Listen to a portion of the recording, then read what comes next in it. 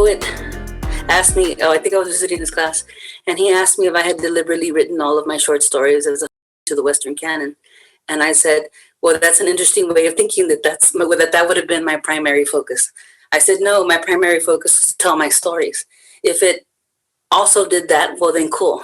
But it wasn't what I was trying to do. I was just trying to write my stories, And so I think about that now a lot when I'm writing a story. I don't think that I'm doing an experimental thing. I don't think I'm telling an experimental story. It's the only way that I can figure to tell the story.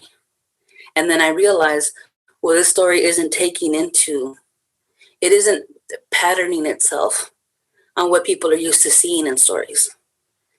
And that makes sense because if I did that, I wouldn't be able to tell the story at all. The story wouldn't work. What I'm trying to write right now, it makes absolutely no sense. If I was going to try to write it without a queer sensibility, without a Tejanex, Chicanx border experience sensibility, it wouldn't work. There would be no story. That's something that I'm excited to see in more prose. We talk a lot lately about Afrofuturism and Indigenous futurism.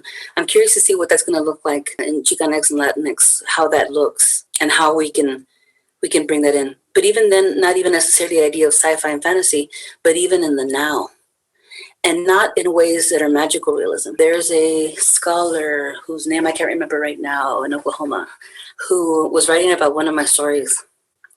And instead of saying magical realism, he said mythical realism.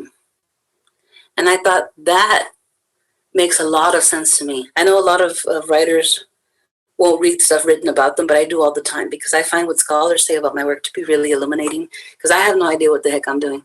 So it's interesting to me to see what they think I'm doing and then to compare it to what I think I'm doing. And then it's nice to have a name for it. So, and that's their job. Mine is to tell stories, theirs is to figure out names for it. So I like this idea of mythical realism a lot because I seriously do believe that the myth still has a lot to tell us, a lot to teach us. And there's also something about this possibility of creating new myth to affect us and to tell these stories that can be very powerful. Not just how we reinterpret, but how we reshape and what we create. Magical realism has to do, the way I understand it, with physical elements, physical objects, physical happenings, happening in the physical world. Two bodies are in the world. That's very much the way I see, like Gabriel Garcia Marquez's work. But the writer that I actually love the most would be Juan Rulfo, who was a huge influence on Gabriel Garcia Marquez. But what I find interesting about both Juan Rulfo and Maria Luisa Bombal is that in some ways their work would have been categorized more as surrealism. And especially with Maria Luisa Bombal, there was a really large aspect of it had to do with emotion and psychology in ways that I don't think magical realism took on. It dropped that emotion and it dropped the psychology in favor of the physical world and the physical body.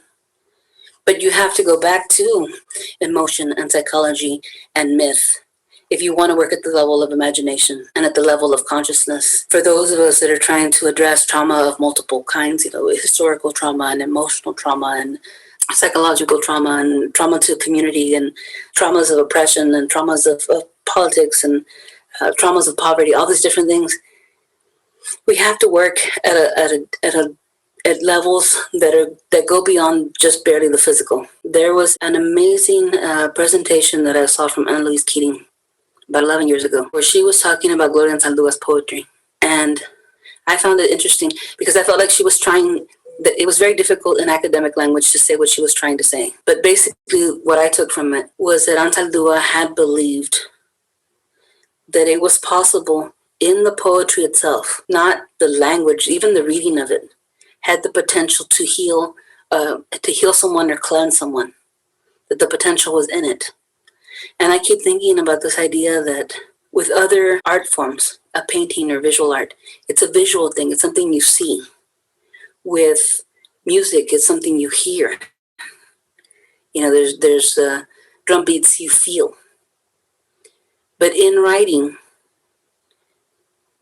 we are literally working with symbols. And what does it mean to work with symbols? what does it mean to work at the level of we are, as readers and writers, communicating mind to mind in symbols and transferring symbols. And then the thing that I find really powerful is it isn't just we as writers transmitting. It isn't just readers as readers receiving, but that there is a way in which both reader and writer together create a work, create an imagination and a world. There's a co-creation that happens. And so there's something about that co-creation and about the fact that we are literally working with symbols. It has an alchemical aspect to it that I think is special and unique to writing.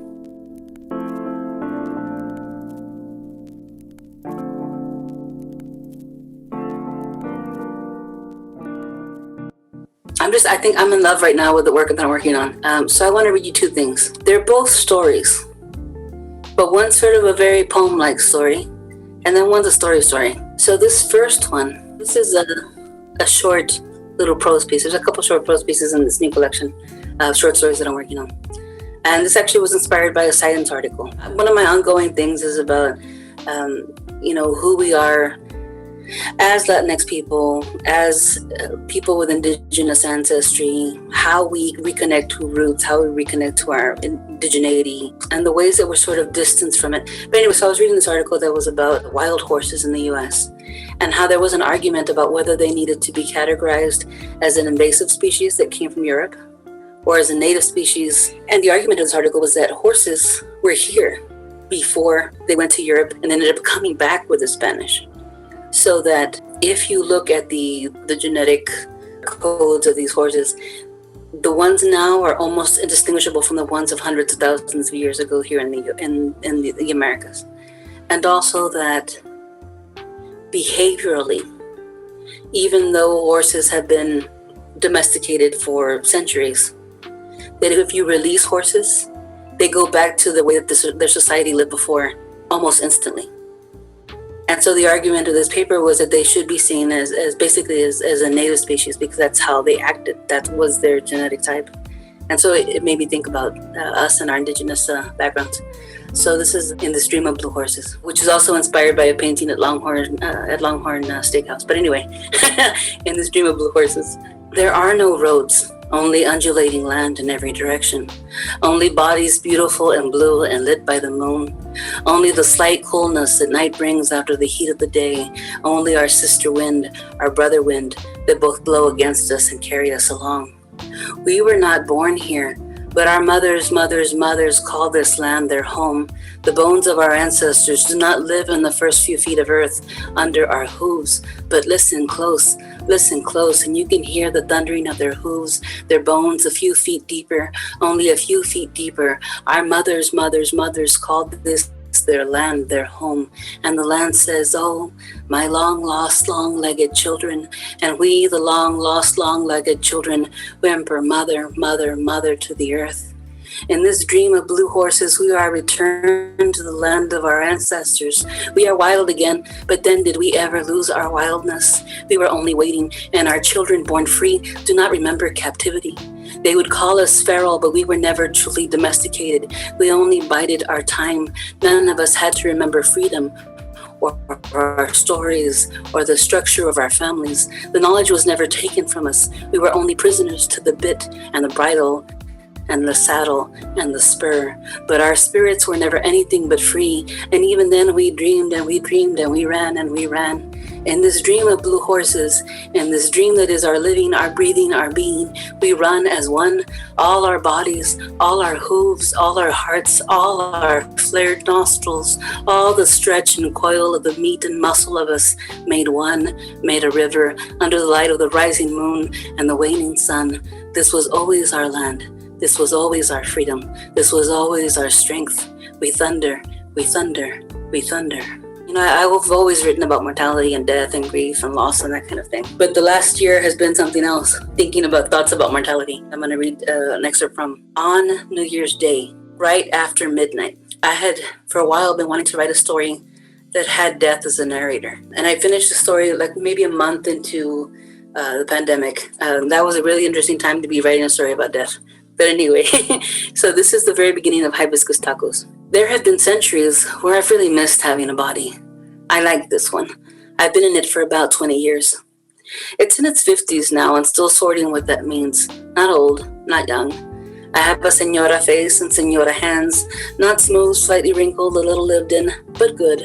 Still strong. Still enough energy for a good baranda, an all-night sing and dance and scream and fight and run. It's just that night's followed by one day of intense pain and then a few more days of lingering pain. But that's okay, because the body mostly forgets by the time the next party comes around. I'd never been in the body of a woman with tattoos before. All this gorgeous color down both arms, huge hibiscus blooms of red and yellow and peach, from both wrists to her shoulders. It was irresistible. I added more after a few years, vines twined around my ankles, swirling up my calves, bursting into bloom on my thighs and hips. I like loose flowing clothing, but sleeveless tops and dresses to reveal my arms, and shorts or dresses with high slits show off the color on my legs. Took me a while to figure out how to shop for this body. I mean, yeah, when you're nothing but bones, you can wear whatever you want. Never have to worry if you're going to be able to zip that zipper or close that button, if this color or that one is better for your coloring, what shapes are most flattering. You just throw on a red or black cloak, and that's it. That's a signature look. It took only a few days for me to start changing Gloria's life. I didn't like what she'd made of it. I figured she didn't either, or she wouldn't have committed suicide at 32. I quit her job. I sold her apartment. I told her family I never wanted to see them again. I left Dallas and bought a little house in East Austin. Gloria had some money, which always helps, even in my case. I tried painting. I tried poeting. I tried learning yoga and then teaching it. I tried going back to school. Gloria had been an architect. I thought maybe I'd discover some of her drive and talent, but school wasn't for me. I had a lot of spare time. After all, I've been me for a long time. It doesn't take much to review all the petitions, prayers, and promises that come in every night. When you have power over space and time, life and death, well, it's nothing to say yes to this one, or no to that one. I do what my gut tells me to do. I don't make lists. I don't do analysis. I don't do charts or spreadsheets or graphs. I just decide. I give or I don't. I take or I don't. But sometimes you don't want all your life to be about prayers and powers. I found my way when I realized I just wanted to do a good thing, to make a good thing. That I was happy shopping at the market and finding the ripest tomatoes, the best lettuce, the most fragrant cilantro, and the avocados just begging to be squeezed. It made my days so satisfying to make the best tacos I could make, to leave my customers happy and satisfied, feeling like my tacos had just loved them all the way from their mouths to their stomachs to the tips of their fingers and toes. So I bought a food truck, shone it silver, painted hibiscus blooms on all sides, put up a sign with a logo I designed, a taco with a red and yellow hibiscus bloom inside it. Hibiscus tacos, tacos de Jamaica, surrounded in little lights. Found a good spot, set up a website, opened it up before the food truck craze hit its stride. And so that's Death or Santísima, opening up a taco truck in East Austin and finding love before the end of the story. Anything else you want to say as we're signing off? I think, now by this point, when I'm writing something, I start thinking about what questions people are going to ask about the work. And I'm trying to figure out what the second collection is about. And I keep thinking people are just going to freak out and ask me, what the heck were you thinking? I think what I'm trying to do is I'm trying to say something, or I'm trying to connect something. I think about different kinds of desire. That we are most familiar with the desires of the body. Sexual desire, hunger, desire to get away from pain, that kind of thing. And I think there's also links to desire of the spirit, desire for healing, desire for justice. For many of us, we don't know how to connect to those because they seem very abstract. But I think in some ways, those kinds of desire are as physical as desires of the body. And I think that's what the new stories are trying to do. They're trying to link and parallel and sort of comment on each other about what that means. Desire of the physical, desire of the spirit, desire of healing, desire of justice. How we confuse them sometimes. And then also how one can maybe feed another, or how we can use the lessons we've learned in one experience of desire and apply them to another experience of desire to energize and inspire and fuel us in ways that we have not figured out yet. So I think that's what I'm moving towards. So I'm very curious to see what people are going to see and think about these new stories. Thank you, very much for this invitation. I forget sometimes how good it is to talk about the work and to try to figure out how all these thoughts work with each other and fit in with each other. There's so many ways that you just do the work and you don't get to articulate what is happening with it, especially when it's in progress. And of course, it's always wonderful to talk to you. Back at you. Same to you. Thank you so much for being with us today, Ire'ne. I appreciate you. And I'm so excited about your new work. I look forward to it.